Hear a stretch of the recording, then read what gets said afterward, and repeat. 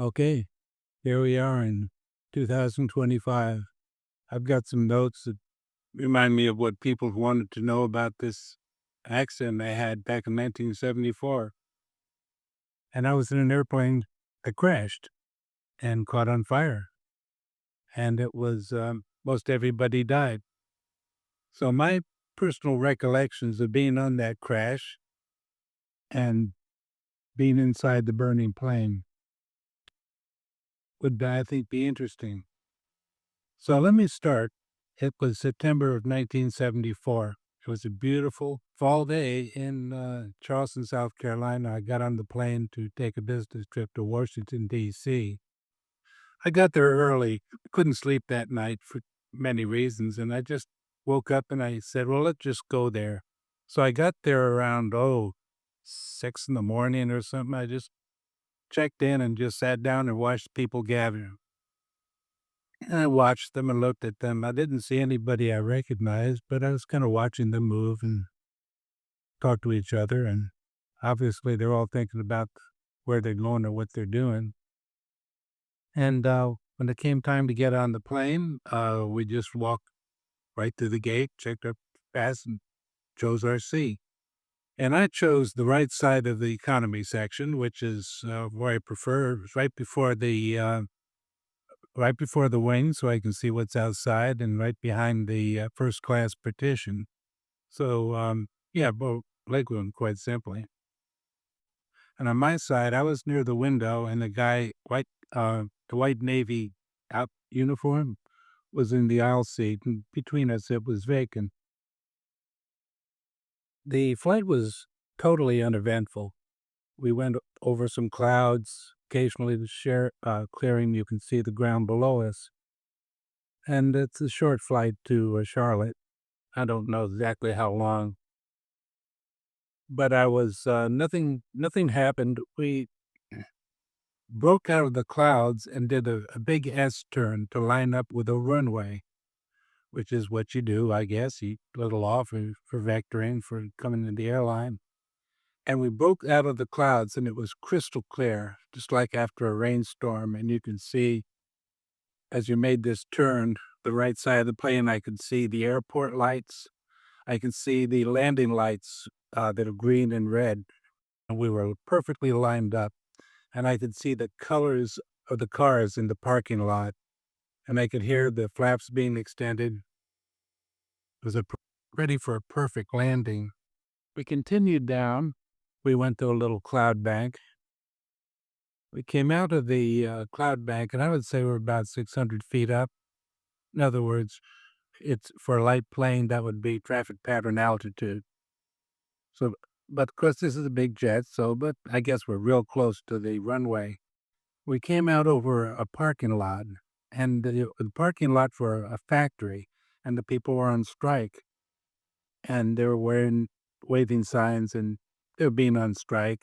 And one guy in particular looked at us and ran toward the plane. He dropped his sign and gestured to get up, and I could look him right in the eyes and see him. He was so close, and he looked pretty distressed. I still thought we're coming in kind of low, but I had no reason to think it was abnormal. Then we flashed over this road, and later heard it was called York Road. And this red pickup truck, good old boy pickup truck, red, kind of dirty, and the guy pulled off the road to avoid hitting the plane. And that's, I guess, the first time I realized things are really bad. I remember his face pressed up against the window. And then we flashed over some green and we came down hard on the right wheel, I believe. And then the plane kind of bounced and the left wing dragged into the ground and the plane seemed to cartwheel over. And then we hit the ground and the nose broke off. And it was just sort of like if you see a snake running through the ground, it's sort of wiggle, wiggle, wiggle, wiggle. And there was a great rush of green vegetation and red dirt rushing through the aisle between us. And my my shoe came off, and I knew when my shoe came off, we were in an airplane crash, not a hard landing, and, we had totally missed the, runway because we were digging up the ground and the nose of the plane had torn off, and I was all bowed over in my seatbelt, and I had it too high, so it was around my rib cage, and it blew all the air out of me. They tell you not to do that when they buckle up, put it low. It's good advice. In my case, it's knocked all the air out of me, and we came to a halt, and I got up and took a deep breath of air, and there was a whoosh sound, and flames were coming out. The nose of the plane was broken off, and then flames were going like a blowtorch through it. But surprisingly, if you're a chemist and you know these things, I guess, with Bunsen burners, the outside of a plane of a flame is where it's hot, and inside it's not. So I was inside the plane, but it wasn't as hot as it might have been. But I was holding my breath because it felt just like diving off the high dive in a swimming pool. When you land and the bubbles are all rushing around you, the sound of the flames and the feeling of the flames on my face were just like I was underwater, so I naturally held my breath. I jumped up and tried to get out of the seat, and I could not because I still had the seatbelt on and trying to get the seatbelt off. My fingers were sticking to the buckle because I realized I was in the flames. And I got it off and I jumped up and my right shoulder hit the side of the fuselage right above the window, and I fell down on the floor of the cabin. And the guy next to me, wearing the navy whites, was leaning over and screaming at me and beating on me. And I looked up and his face was black and his skin was cracking. You can see the blood running down his face. And I realized we were doomed. So I very slowly stood up and looked around. And you could see in the sort of a yellow haze, you could see the flames, but they weren't burning hot. And most of the people that I saw were trying to get out of the seat, but of course, they were on fire. They were yelling and screaming, breathing in the flames. And the aisles were, of course, littered with people trying to get out, so nobody got out. And I said, well, I'm doomed.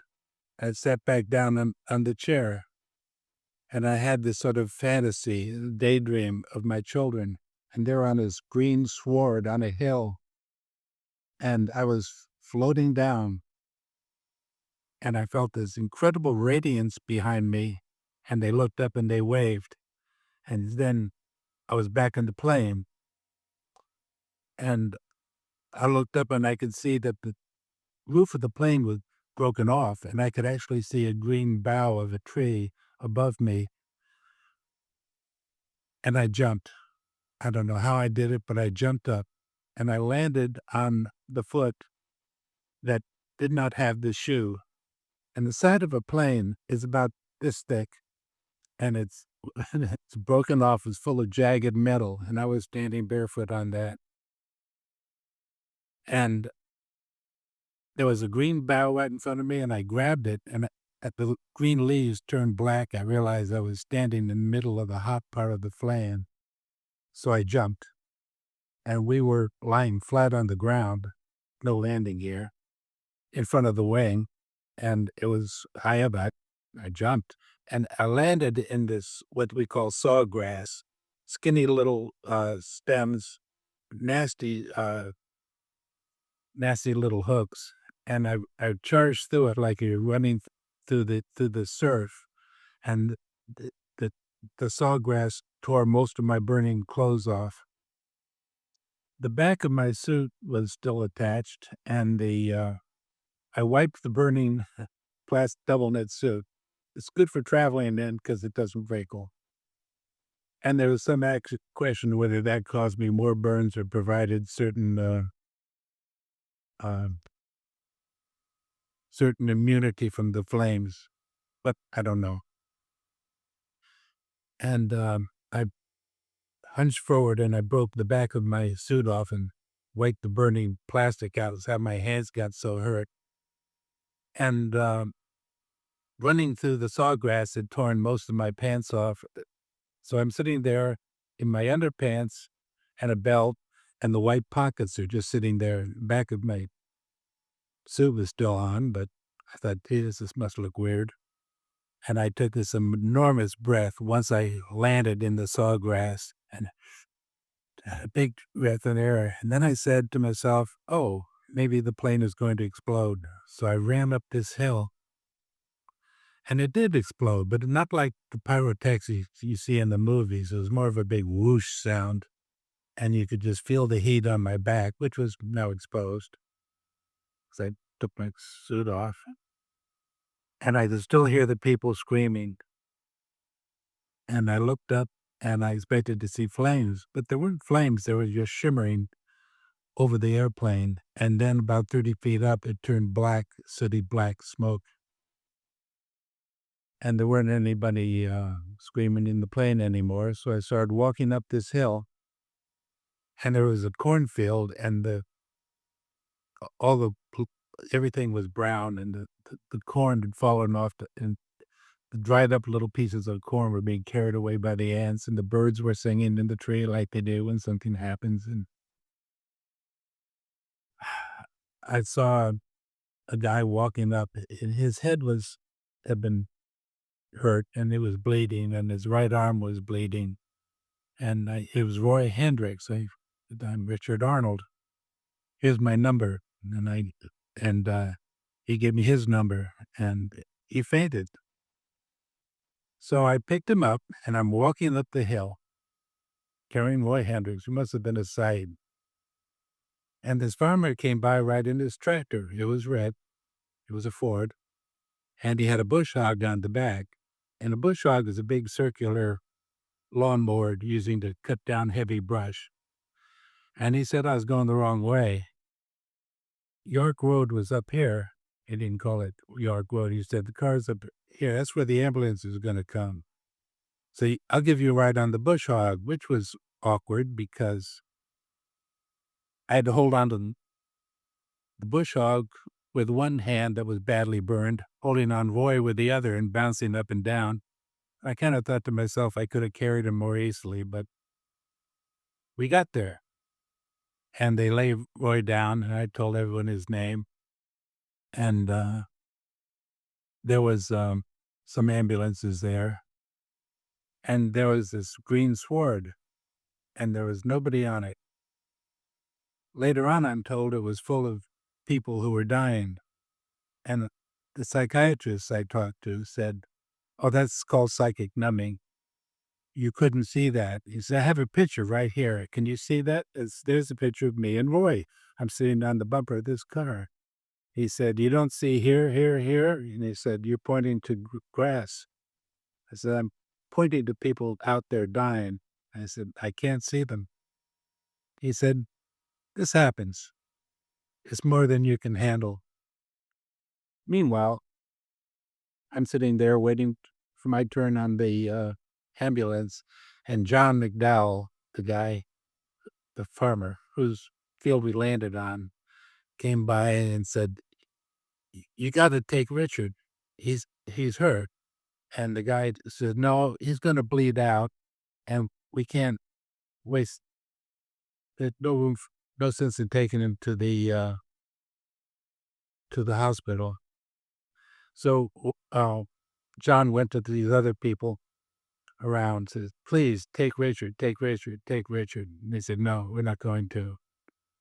And John, bless him, walked up to the guy with the clipboard and he said, "I'm just going to ask you one more thing. I'm going to ask you to take Richard in an ambulance. And if you don't, I will crush your throat.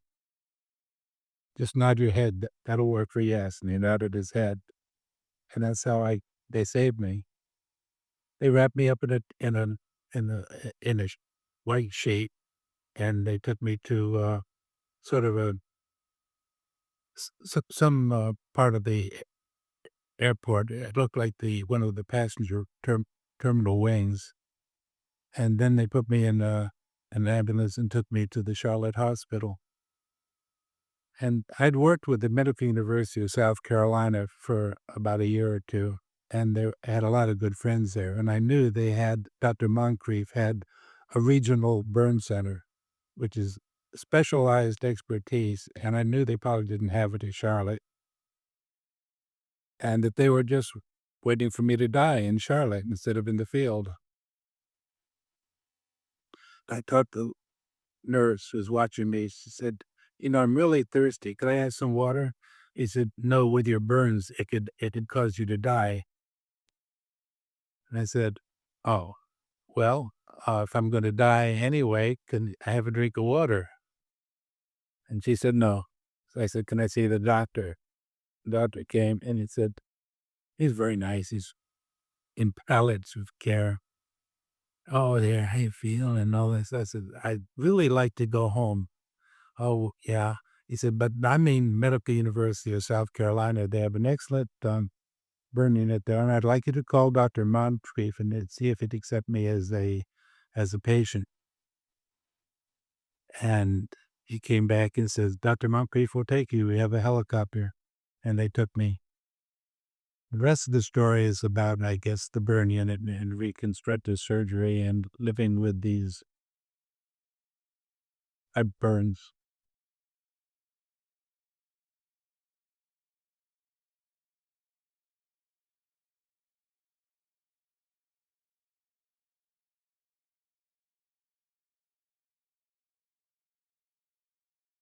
People have said, why do you think the airplane crashed? And I said, distracted driving.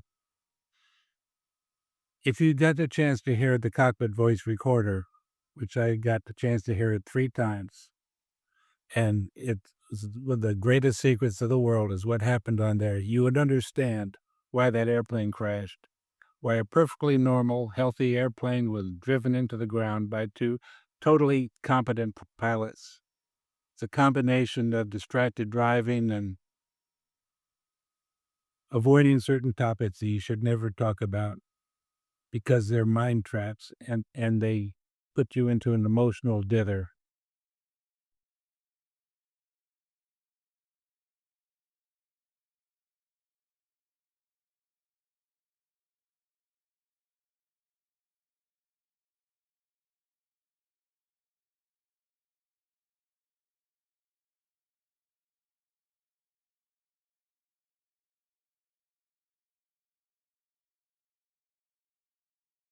Well, the people at the medical university knew me because they would come visiting and chat with me because they always knew where I was day or night, any time of day or night. I was there, and they would say, "Oh, we don't want to bother you with any problems we're having." I said, "I love problems. Give me something to look at other than the ceiling because I can't look left, can't look right. All I can see is the ceiling." So they talked about computer problems, and they went on to essentially personnel problems. One of my first, visitors was, the hospital administrator, and I thanked him for taking me because I was probably doomed and certainly cost him a lot of money, and he said, "Well, we are a teaching hospital and a research hospital, and, you know, you're an interesting case." And I said, "Well, I still appreciate it. I hope my medical insurance is up to this. It's gotta be pretty fierce." He said, "Don't worry about that." And he said, "Anything else?" I said, "I seem to be alternate between horrible fever and horrible chills. And I wonder if you could fix your air conditioning." He said, no, no, no, it's not the air conditioning. You've lost so much of your flesh. You've lost, that's one of your great uh, heat adjustment organs, the largest organ in your body, they say, in terms of weight and mass, is your skin. And you've lost the ability to control your temperature. So your thermostat is going wild. So I just have to put up with it. He said, "Yes, you do."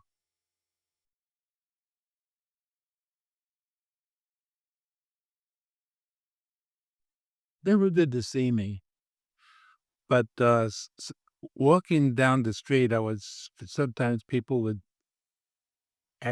react in horror.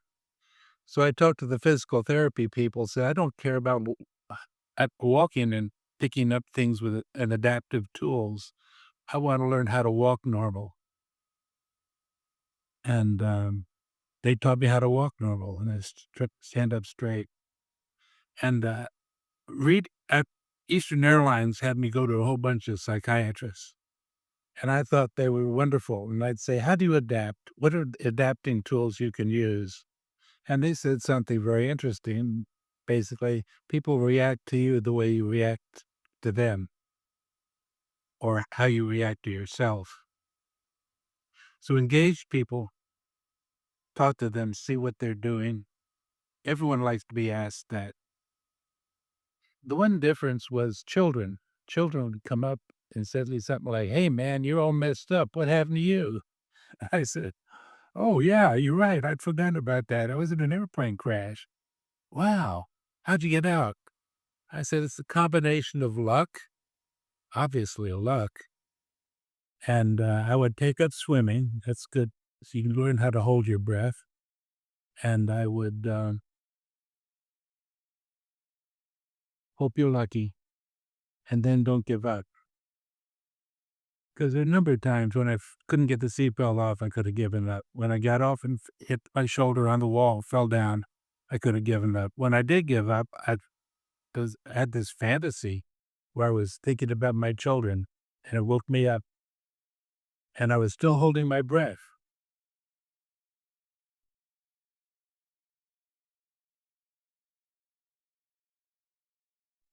I had to sue Eastern. Said, why won't they settle with me? And this lawyer said, well, they've settled with everybody except a survivor with scarcely a scratch, someone who's totally dead and his estate is suing her, and you're the guy in the middle. You're the only guy who was so badly hurt. So they picked you to go to trial. And I just said, oh, bummer.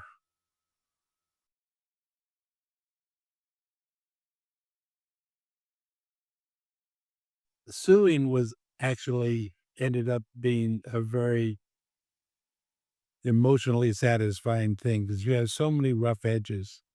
Because tried to settle out of court with Eastern, and they simply told me that God meant this as a lesson to me and and serve an example to other people.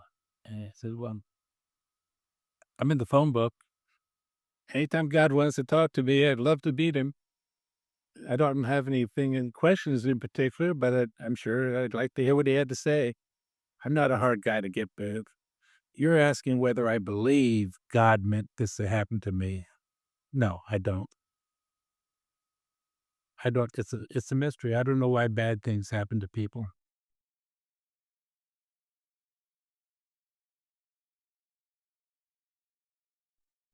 From September to basically, I got out in for Christmas Eve, and then they put me back in the hospital for a couple of weeks.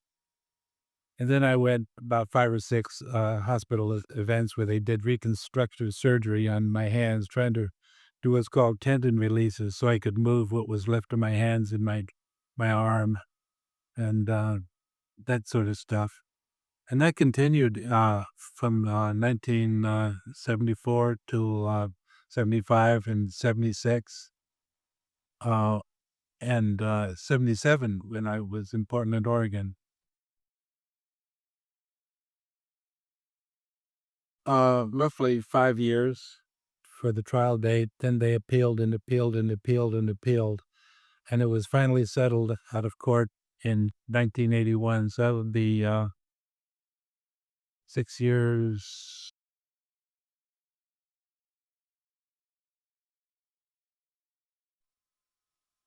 I learned how to tie a half Windsor knot, but with my left hand, not enough there on the right hand. And I learned how to get dressed. And I learned that loafers are better than anything you need to lace. And I learned to adapt and adapt and adapt and adapt. And I won't say I ever forgot, but I remember what the psychiatrist told me.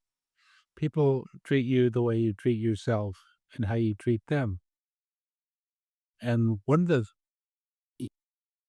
You fool reading psychiatry books will bore you to death, but one of the best things I've ever read was Stanislavski, the Russian director. He wrote 3 books about how to act, and they're absolute classics. And I think I learned a great deal from reading Stanislavski on how to meet people and talk with them and get them to talk about other than my deformities or what happened to you. Though, so it hasn't happened in many years. Maybe I learned how to pull it off.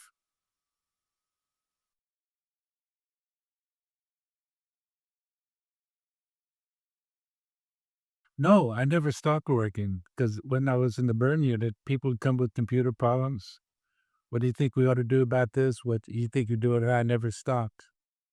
And one of the thing about if you can see nothing but the ceiling above you for 3 months, first session was 3 months, you're looking for something to think about. So I could run through the operating system. I knew the applications. I could see where the logical, what's called NQ, DQ operations were happening or not. And I could get very good at analyzing these things as a great machine because the computer is a great machine, and everyone is different because it's doing the applications for what are human activities. So I got deeply involved in the human activities. Who needs this? What do they need it for? And all the mechanisms that go under the covers that people don't know exist. I don't know how computers work anymore. I have some ideas, but again, it doesn't matter. The thing that matters, though, is the human aspect of it. And I never stopped doing that. Even when I was in the left IBM and I was in the ski club, I made websites, databases at the ski club, and I learned C++. So I'd make a toy for my friend John Neal. He didn't like it. It was bouncing balls and it had witticisms. And when I was in IBM, I wanted to learn this programming system called APL, which is nobody knows about it anymore, but I wanted to practice it. So I wrote an I Ching program, so you could roll the jaw sticks and you could do whatever you wanted to get different ways you get your tell your fortune. And they would very mysteriously control the screen and they'd give you these mystic sounding things, which I always thought was non-directed psychotherapy. But people loved that. They'd ask the computer something and they'd leave and they'd have something to think about. And maybe they'd never thought about that because it did, although it came from them, basically, it was the uncarved block, the Rorschach test, whatever, that the computer was giving it to them, and they would try to see, "How does this answer my question?" And they began to think about, "Who am I? What do I want? Where am I? Where do I wanna go?" And it got them thinking, and every humans, when they apply themselves to that, are pretty good at that, unless you get into one of these twisty little things where you get lost. Hence my comment about the pilots got into these twisty things they're talking about, which have all been edited out of the quote, the transcript that you can see publicly. So the twisty little mind tracks are still there for everybody, I would guess. I always ask myself, is this the second time I've asked myself this question or the 33rd time? And so I haven't done anything. Maybe it's not a problem at all. Maybe nothing needs to be done. You don't need a solution to every problem.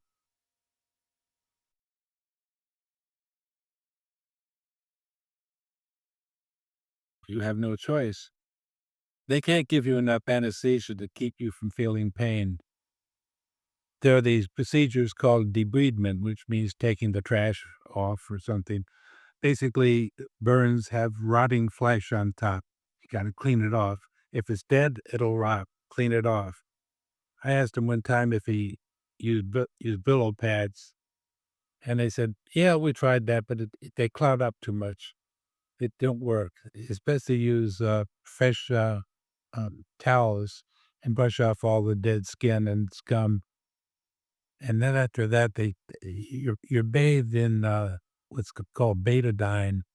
It's sort of it looks like iodine that you used to use when you were a kid, but it's maybe it is, but that provides a superficial sterile surface to anything that's going to fall on you, and things will fall on you and start to breed. So these debridements are painful beyond all imagination. And they would say, "Oh, that's glad it hurts." If it didn't hurt, it meant it wasn't healing, because the first that happens in the healing is the nerves start to return. So the pain is an indication that you're still alive and you're healing. Does it hurt? You betcha. But you have no alternative.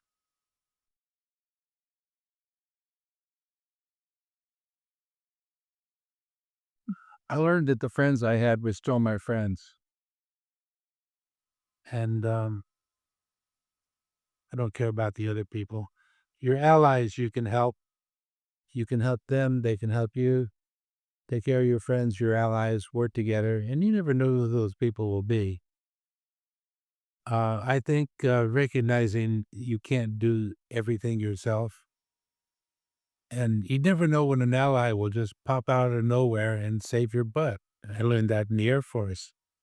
Certainly true in other places in life. You never know who's going to say, pick you as an ally and say, I'm going to help Richard.